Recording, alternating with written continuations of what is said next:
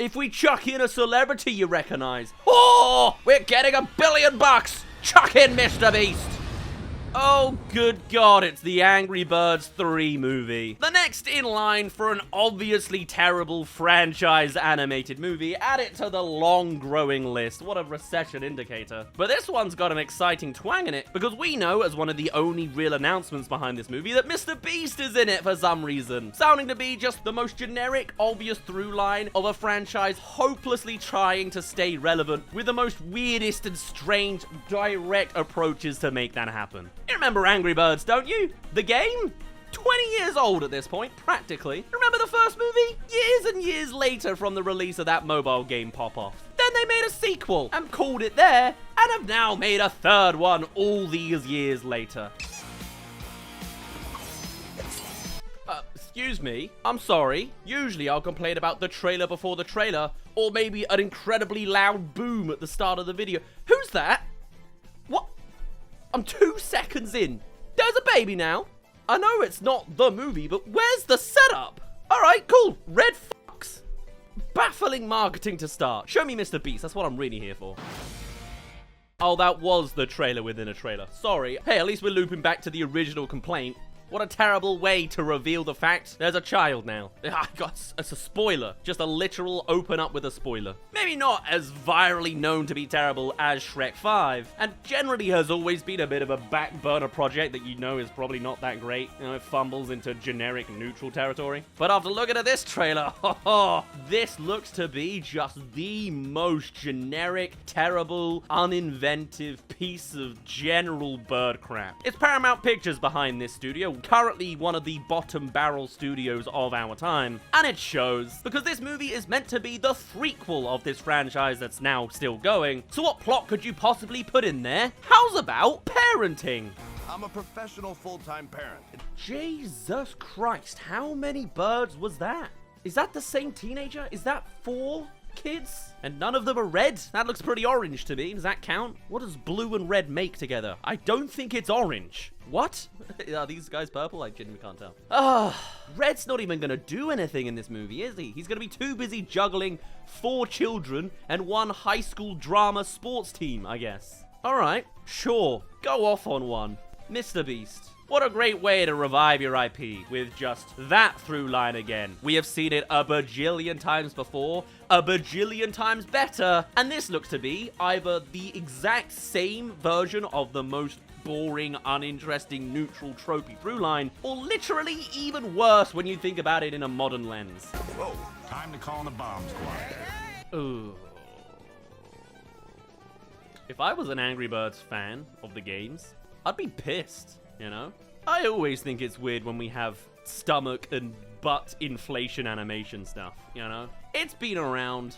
There's always something. You know what I mean? There are all sorts of creative liberties you can take for daily occurrence of a baby shitting itself. And to go full on with that as the choice you make is a choice you make. And then roll out the bomb squad. At least Red is meant to be, like, you know, a generation up, so he would speak like a man still stuck in the 80s, I guess. But oh boy. Alright, what do the Bomb Squad actually do? 50% of this trailer, and likely 80% of this movie, is simply gonna be the parenting tropes. Red now has a family, several children from the looks of it, with all the standard tropes you've heard. What? No way. Yes way. This kind of dialogue maybe would have fit better by the time the first movie came out. I don't think I've heard yes way in 10 years. I mean, this movie is perpetually, like, delayed by what is relevant. The first movie's based off of the game, which came out in, like, what, 2007? Something like that? Ancient times? Like, 2 crashes ago at this point? Ah, man. It's just so definitively that trope of terrible third movie no one asked for and doesn't have any more steam to run off of. There is no more momentum coming out of this catapult of a movie franchise. Unable to connect to his teenage daughter and trying to protect his new new one. Coming with the most generic standard tropes you've seen from all of them. Whether it's the girl actually being on the phone with her friend, on the bed, like we're in the 1980s, or whether it's the new baby about to be slashed by a bajillion knives, which was also the trailer within a trailer. What a great opener. Hold on. My dad's mumbling something in the doorway. Dad, do you need something? Once again, another classic, generic, teenage joke one. Dad can't interact with daughter who's busy on the phone. And even her circumstance is kind of like the 1980s trope of like the girl on the bed chatting to her multiple friends, like, and they're all doing nothing but being on the phone. At least this is an AirPod. I was fully expecting her to be doing this motion, which is not what the kids of today mime for a phone. It's this now. I'm sorry to say, it's terrible. That's life. We've moved forwards. This is how you mime a phone now. So they didn't go fully into making that kind of mistake, but this is still just so generic, man. This is a 40-year-old trope at this point, and we barely updated. Whoa! Don't tell Mom. Oh, okay. So that's gonna define the entire 90 minutes of this, huh? It's your Shrek the Third. It's your Ice Age 3. It's Incredibles 2. I mean, if you do have to revive a dead franchise after a dead game that was irrelevant by the time the first movie came out, I guess this is the easiest way you do it. You just chuck in a child and give them the most generic, wow, they almost hurt themselves bits, like we totally haven't seen before in every other movie with kids in it. There were knives. Wow. It's not even like Angry Birds themed knives, you know? Is it an item in the game? I doubt it. Is this even a game adaptation anymore? In those cases, there is absolutely nothing original here. It's running the beats with characters you know and don't know. They're not updating the original Angry Birds game. Those babies are not new characters you can play as, I would assume. And then there's the third child that we really focus on, where they do try to bring in, you know, some writing. And this is going to take me several reactions to show it off. It is just, again, kind of joke one. Because yes, their choice of making something out of this movie is just shoving together pop culture celebrities of the day mixed with a bird pun. And this continues to go on. It's not just 3 names. One bird cooler than your dad. LaSwan James? Oh, God. Wait, no, that's not one child. What? Oh, my. Oh, I just read the subtitles of the next line. Okay, so Red fucked twice. And I mean, I kind of like this in a weird, ironic twist of a way. There's a real trend growing of animated movies bringing out the broccoli hair, isn't there? His teenager has that, somehow that Gen Z broccoli hair. It does tickle me. I don't know why. I liked the design of Shrek's sons in Shrek 5 of all things. I don't think I complimented it in my trailer reaction to that. It's kind of funny to see here. Only one praise on the character design, because the next line he says is LaSwan James. You know, like this... This is barely comedy, you know? This is just a whiteboard of puns. It's also like, what year are we in? I mean, maybe LeBron James is eternally relevant. Yeah, I guess there isn't a new guy. Maybe that's an issue on sports industry as well. Oh yeah, we're just full-on diving into the sports tones of this movie, huh? Sports and parents and teenagers at high school that's now in this tiny desert island village from the first movie? Okay, good. It's just everywhere is just jumping the shark. God, what a movie. What a treat. Hendaya, Michael Beek Jordan, Timothy Qualamay. Oh, man. Oh, they just kept going with those, huh? The writers somehow thought if you put together 4 incredibly easy generic bird puns, maybe that could count as one good joke. Is any of them smart? Timothy Qualamay is about as close to intellectual as they could do, but they replaced Sha with quail. So it's not good either. It's just ham-fisted in. God. Oh, I love this. I can't wait for the terrible video on this one. I got progressively more, I mean, you'll see it yourself, more pissed off as it continued. And they're not even good puns. Like, when you actually break down what they changed, it's generic. Birdie, Tate McCraven, Owlix Earl. Oh, fuck off. Are we, is this the entire, this trailer is 2 minutes long, and I'm just gonna hear generic puns. Now, like, this is wasting my time. If we chuck in a celebrity you recognize, but we've changed one of the syllables. Oh, we're getting $1 billion. Chuck in Mr. Beast. Sell it, eat it, stick it in a stew. Put a quail inside of a duck, inside of a chicken, inside of a turkey, and call it a day. That's what the recipe of this movie is, and that is a real recipe, by the way. Something like that, anyway. A turkey or something. I'm going off on one. What else is there to bounce off of? There's just a bajillion generic, basic, joke one puns of celebrities and birds. And I really hate it. Apparently, I hate puns. No, it's not that. It's because I hate pop culture slop just chucked in. Not sure if I can even enjoy this ironically. Ryan Gosling. Wow, and then they finish it off with Ryan Gosling. Never heard that one before. I am old, but that's been around 15 years minimum. I've heard that one. Maybe we haven't heard that exact pun before. Sometimes we have. Bloody Ryan Gosling, you know, wow. But I think it just easily goes to show how little wind there is in the sails of this movie. That is one of the two original things they bring out in this whole 2 minutes. And it is damn terrible. Neutrally terrible, you know? I've got a situation here. Everything going okay out there? Hey there, thank you for making it to the halfway, ouch, I hit my hand that time. To the halfway mark of this video. Come subscribe if you haven't already for more animated movie trailers. Not only will we be doing a review on this day one, a terrible on this a few months after the review, but we've also got a script on Angry Birds 2 that I better get around to recording this week. So if you're interested in all things Angry Birds, we'll have a playlist down in the description for all the times we've covered the franchise. I have that for most franchises now. But thanks for joining along, and now to the second half of Angry Birds 3. Whew. Time to call in the bomb squad. I've got a situation here. Everything going okay out there? Alright, and then it's also just a generic 3 men and a baby antics of they don't know how to handle a baby. Which, you know, was kind of funny when it's Ice Age and they're animals and they don't understand the concept of a human baby. Or it is literally 3 men and a baby and it's the 80s. And is a definitively different circumstance where the baby doesn't belong to any of them. It looks a little weird in 2026 or 7 when the baby is specifically the child of your main protagonist who doesn't know what to do with the common daily occurrence of what a baby naturally does. To run away at the moment they have to do something responsible and fob it off to just their friends. And if they're not available, fob it off to the wife, apparently. You know what I mean? These scenes are already generic, and they don't have the further layering we've already seen other movies do better. But it's also just a bit of a weird trope when you think about it. You're the dad. You've had 3 other children. Change the damn baby. Or if you don't, give us new original jokes with that. Because this is all generic movie 1, shoved into movie 3. Where's Mr. Beast? Across the board, it looks to be painfully passable in a way of if you haven't ever seen a movie before, you'll probably be entertained. The animation's nice, not even great, you know, like usually we say with animated movies. This is just generic and cheap looking. It's Paramount. And ironically, there is an element of this trailer I do really like, and it's the human touch in the human error that actually arguably is physically the worst part of the trailer. It's the edit.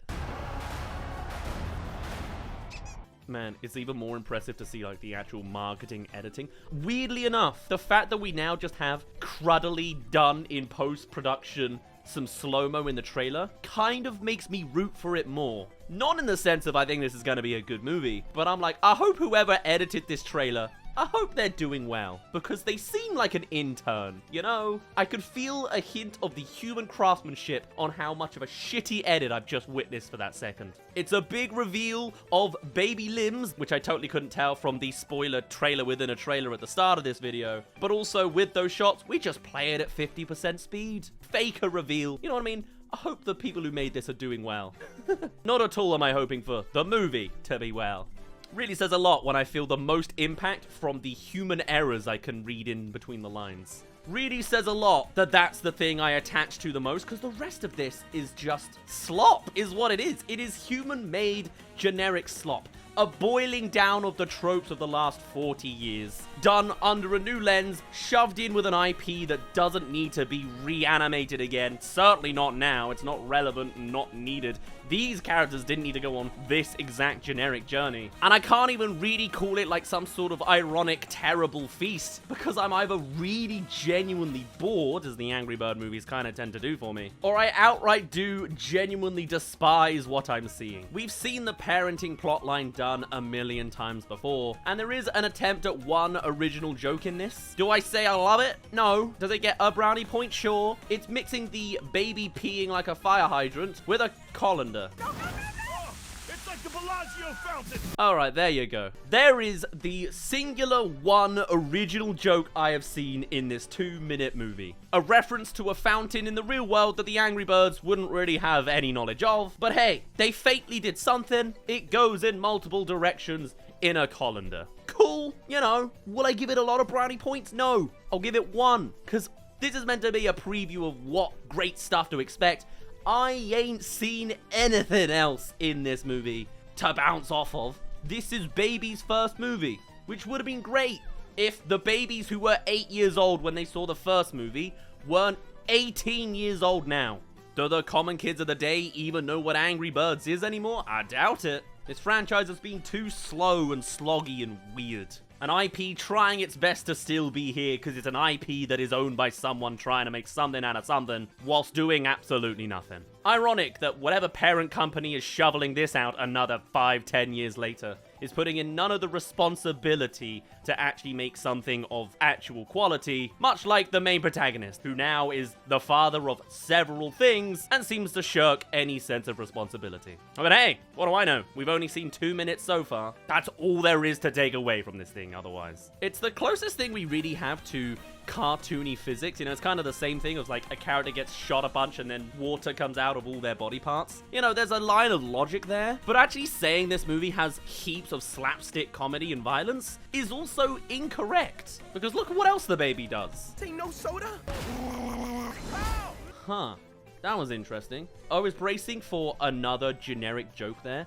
The baby had a bunch of sugar, they'll go rabbit, they will get a bunch of energy, they will burst around like the yellow bird, who's totally not his father. You know, or they'll be a wild feral child. They just jumped on their face, and then they slightly ran around. You know, like this is not even slapstick humor. It's the same as Red punching everybody in a really boring way. This is a cartoon without the slapstick. That was so underwhelming. If it's not doing a generic joke, it's just doing nothing. That's so interesting. I'm genuinely now intrigued at looking at this as a generic case study. It is so underwhelming that suddenly I am whelmed. This is getting a negative review number out of me, which means it's looping back upwards again. Didn't even know that was possible. It's almost baffling. It's like it's made in a test tube to be the most generic, safe, uninteresting version of events. Red is defined by his act of being angry, and the only evidence we even see of that in these 2 minutes is him generically slapping away at a couple of characters, with again, none of that real, you know, effort put into it. Maybe this is the other side of things. I just don't think this character's very funny, you know? Red is defined by being an angry bird, like the only one in a franchise called Angry Birds, plural. So it seems. And I specifically remember, like, in the first movie, it was understandable he was angry because everyone was horrible to some extent in the village. Now it is, he wallops people. Yeah, that's fine. It is like the most generic form of cartoon violence, though, you know? With animation, there's always room for slapstick, creative, fun, cartoony antics, and it's just all generic one. Wow, it's the mime trope. Wow, it's the doctor trope. This feels so blended down.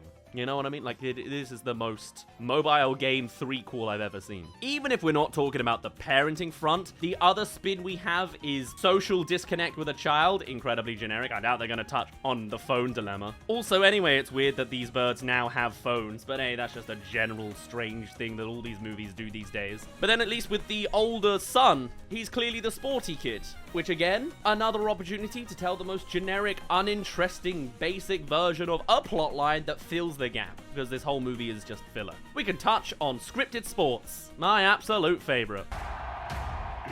Let's do this.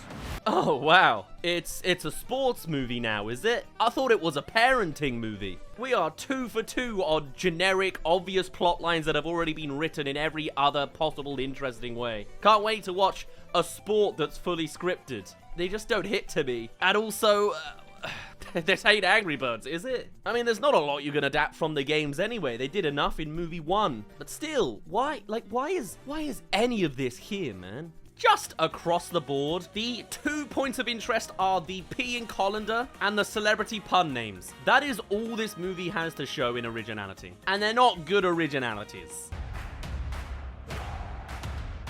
This whole movie is gonna just be one giant jumping the shark-esque moment, I can just tell. You have this world of the Angry Birds, but in movie 3, you got Mr. Beast, I'm still waiting on him, and now they have a stadium in the ocean. Yeah, alright, of course they do. What else is there? Yeah, they've got their own fantasy sports, 50-50 colors. You know, it's nice for a fantasy setting, but it's also wildly different from where we started, you know? Did this need to be an Angry Birds movie if we're doing fantasy sports now? And babies? What is this movie? From absolutely every angle, this is just the most unneeded threequel slop of a movie. Crammed out with all of the easiest techniques to make a film and hope it will get sales. With mentions of celebrities, collabs with modern day creators like Mr. Beast, who by the way doesn't even show up in this trailer. What a scam, I think. Call 911 or an exorcist! Yeah, and then another generic joke one. It's Homer Simpson fading into the bush.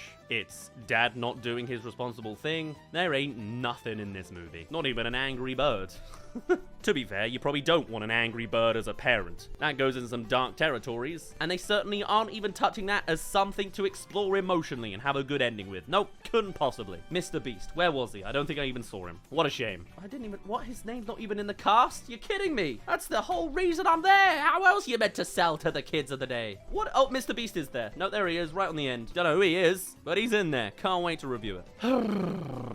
And shoveled together with a bajillion tropes, outdated or not, and certainly done better in a million other IP franchises. What a wonderful gift to receive around this Christmas time. Yet another completely forgettable Angry Birds movie. There's never really been a mainline thing on people's radar the whole time anyway. But hey, it might be great for the memes. There are some new ones popping out of this franchise. Whatever the case, we will certainly be doing a review on it on the main day, and likely a good few months after that. But for now, I really have nothing else to say. There's nothing else to bloody well bounce off of this thing. What a feast. Serving us scraps. For now, though, I'd best finally end it off there. My name's been Daz. Thank you very much for reaching the end of this video. Do tell us your thoughts on Angry Birds 3. I mean, I can assume. But I'd love to hear all of your thoughts and more. And otherwise, I shall see you all in a little bit. Cheerio!